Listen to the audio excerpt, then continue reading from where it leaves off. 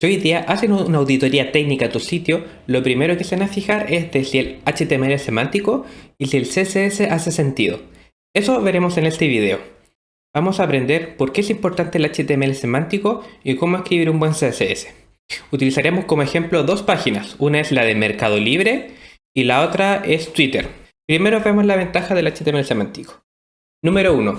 Aumenta la calidad de tu código, ya que permite que los desarrolladores sepan mejor y entiendan mejor qué hace cada pieza de código.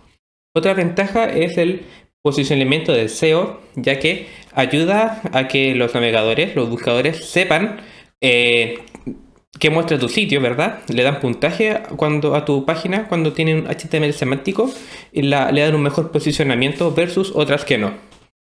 Y tercero, es bueno para la accesibilidad, porque así las personas que utilizan el teclado para ir moviéndose y ir escuchando lo que dice tu página, con un HTML semántico pueden manejarte de una mejor manera. Esto es importante recalcar de que hoy en día muchos desarrolladores hacen una mala práctica que es utilizar etiquetas div para todos, cuando la verdad una etiqueta div para un navegador no significa nada. ¿No es así? Por ejemplo, las etiquetas que estamos viendo aquí en la pantalla. Estas etiquetas son del tipo layout, ya que son como los bloques más grandes que ordenan el sitio. Lo primero es una etiqueta, veamos primero la etiqueta section. ¿Cómo utiliza, por ejemplo, Mercado Libre una etiqueta section y qué es? Aquí dice que se utiliza para agrupar contenido relacionado temáticamente. En un section hay varias cosas relacionadas entre sí, ¿ya? Entonces, por ejemplo, si aquí buscamos la etiqueta section, vemos que utiliza un section para varias cosas relacionadas entre sí, un carrusel, por ejemplo, con las mejores ofertas, un banner y categorías. Todo eso son sections. Esto Mercado Libre lo puede haber puesto un div, no lo vería igual, pero no hubiera sido lo correcto. Y Twitter, lo mismo. Ponemos la etiqueta section y vemos de que Twitter para el un section es, como decíamos, una agrupación de cosas, sería la agrupación de todos los en tweets, ¿verdad? Y aquí también otra agrupación de elementos. Perfecto, pasemos al siguiente, un article. Dice que es algo que tiene sentido por sí solo. Un widget, un comentario, un post, un newspaper. Entonces, si bien dentro de un widget pueden haber cosas, ya tiene nombre de por sí. Por ejemplo, aquí en Twitter si ponemos article, un article, para él un article, por ejemplo, es un post, ¿ya? Uno sabe lo que es un post. Uno le puede poner nombre, eso es un post, ¿ya? Entonces es un artículo. Ahora, si es una agrupación de posts, son sections. Y después viene por ejemplo, está el header. Uno dice, bueno, el header siempre va arriba. No necesariamente. Por ejemplo, si vemos el header de Twitter, va al lado izquierdo, de mi izquierda. Después viene el footer, ese ya siempre va abajo, donde va la información del copyright, de contacto, etc. El nav, que son los enlaces de navegación, que los grupos de enlaces de navegación tienen que estar en un nav. Y el aside es el contenido que está relacionado con el sitio, pero siempre va a ir ahí. Ya es bueno que, o sea, uno va a querer que la persona siempre lo vea. Por ejemplo, cuando va haciendo scroll, pero se va a quedar aquí a la izquierda. Es un aside. Cuando no sabemos qué utilizar, podemos guiarnos por este flujo de decisión que está en ese link, donde hace ciertas preguntas y dependiendo de la respuesta es si uno tiene que utilizar un app, un artículo, un aside, etc. Existen muchas otras etiquetas HTML, es importante conocerlas, no nos tenemos que saberlas todas de memoria, pero sí saber de que existen y cuándo poder utilizarlas, ¿ya? Hoy día vi un post bien interesante de, por ejemplo, que hay muchos desarrolladores que los buttons los utilizan como si fuera un anchor, un link. Entonces le hace clic a un botón y te lleva a otra página. Eso no está bien. Si uno quiere ir a otra página, uno utiliza un link, no utiliza un botón. Eso es un ejemplo de un buen uso de un HTML semántico. Pasemos al CSS. Conceptos de CSS esenciales que es bueno que los conozcamos. Esto no es un curso de CSS por si acaso. Esto es para saber si el dominio CSS que tenemos es correcto o es completo o no completo. Primero entender los combinators.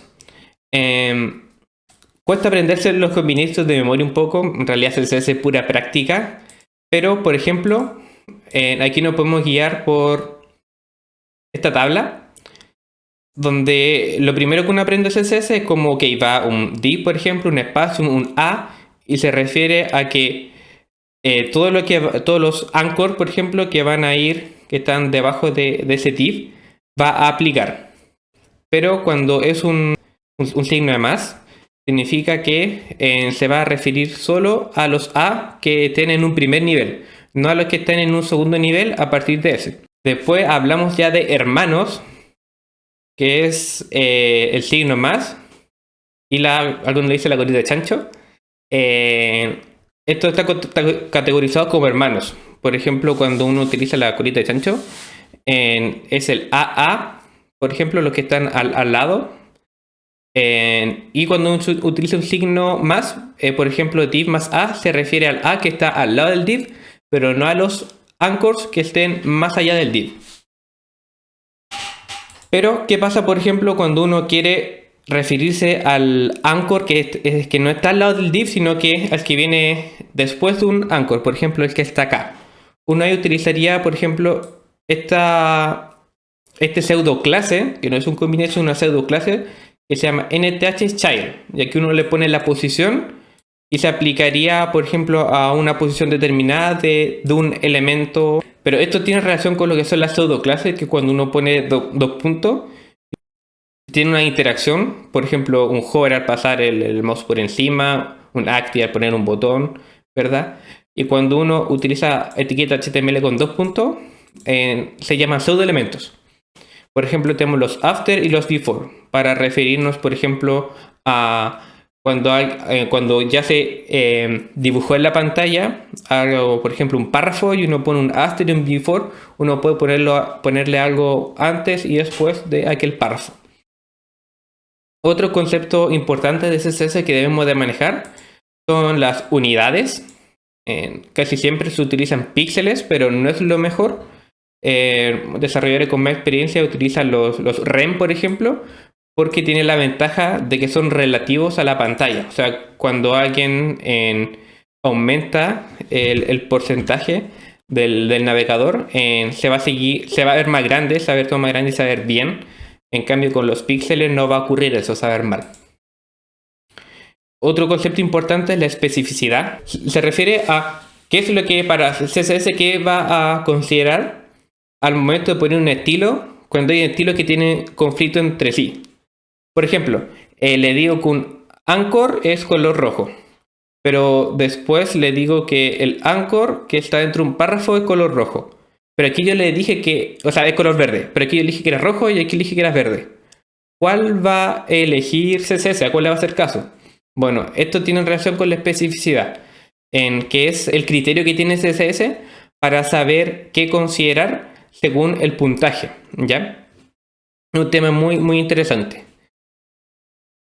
Otro aspecto que deberíamos manejar muy bien de CSS son los flexbox y el CSS Grid Layout. Hay varios memes sobre que para muchos desarrolladores es difícil centrar un div, es como un imposible. Les pido encarecidamente que revisen este sitio que se llama 10 layouts modernos en una línea CSS. Este video es muy muy bueno, explica por ejemplo cómo centrar un div con una línea de código que es esta, place item center. Eso es suficiente como para poder centrar un div y haga lo que uno le haga, no se va a descentrar. Antes se utilizaban muchas líneas para hacer esto, hoy en día solo una.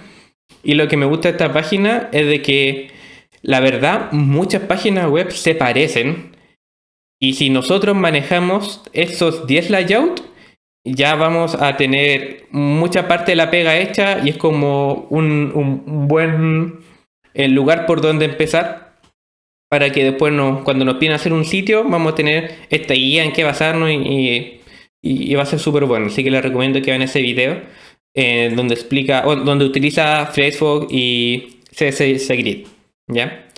Otro aspecto importante que conozcamos es la manera de diseñar el CSS, en el sentido de, por ejemplo, qué nombre le vamos a poner a las clases, qué orden va a llevar. Y por último, me gustaría que leyeras lectura de Medium, que es la nueva manera de implementar CSS en React.js. Aquí sale a colación, por ejemplo, lo que son las Style Component y otras tendencias de CSS que todos los días van saliendo. Bien, ese ha sido el video de hoy. Espero que te guste. Voy a dejar esta diapositiva en los comentarios para que puedas ir a los links. Que esté bien, adiós.